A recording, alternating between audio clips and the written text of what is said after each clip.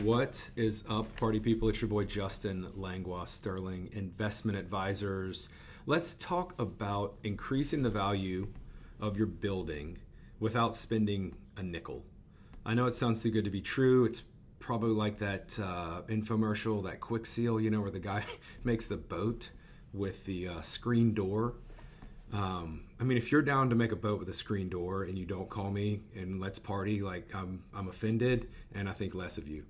But I cringe and I kind of get a little upset with landlords when they're just sitting there and they've got what I call low-hanging fruit, easy ways, especially when they're free, of recapturing some of these expenses, lowering expenses. So there are three things that I look at when someone calls me. That was a three. I think I did like five, but it's three. Rent optimization, lease restructuring, and then what I refer to as expense scrubbing. So on the rent optimization front, it's really as simple as, when is the last time that you looked at prevailing market rents for this property that you own? Are you charging a market rent? If you're above market, high five, good for you.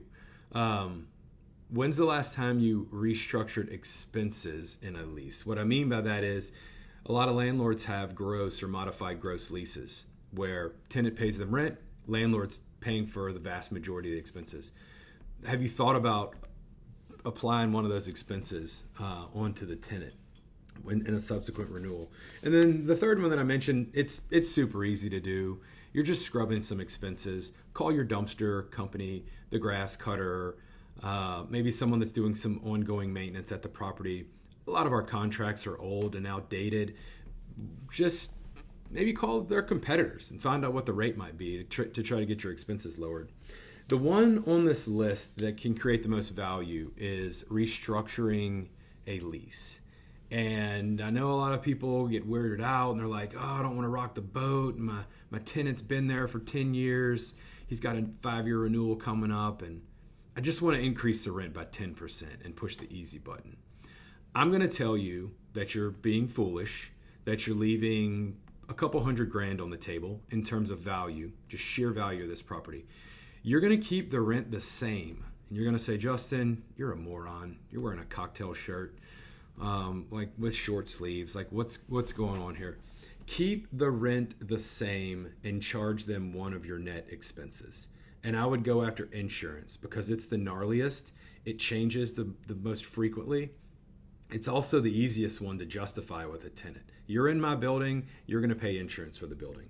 So 10,000 square feet, that'll be the scenario we're going to use, $15 a foot. You keep that rent flat for 5 more years at $15, but you recapture, let's say, $1.50 in insurance. And I know I'm losing some people here and we're going to like Nerdland right now, snooze fest, but the other alternative is you go up 10% on rent and you get $1,650 for 5 years, and that's great, and it looks like you're winning. But when you get to year 2 and then year 3, like, you're slowly eroding what your net is because your insurance will continue to go up. It's not going to magically stay flat. And if any of you are paying the same insurance you were paying like 3 or 4 years ago and you haven't shared that insurance agent's contact information with me, like, shame on you. You're a hoarder. We all need to share. We need the deets and the goods. After year 5, when you look at this, it's about a $15,000 difference. And $15,000 at an 8% cap rate is like $185,000, $190,000 worth of value. That's what you're leaving on the table when you don't restructure these leases. So let me know what you're working on. If you got any like squirrely, wonky ways of saving money or saving on your expenses at a building. And look, if you want to make that boat with that screen door, like, let's party. Peace.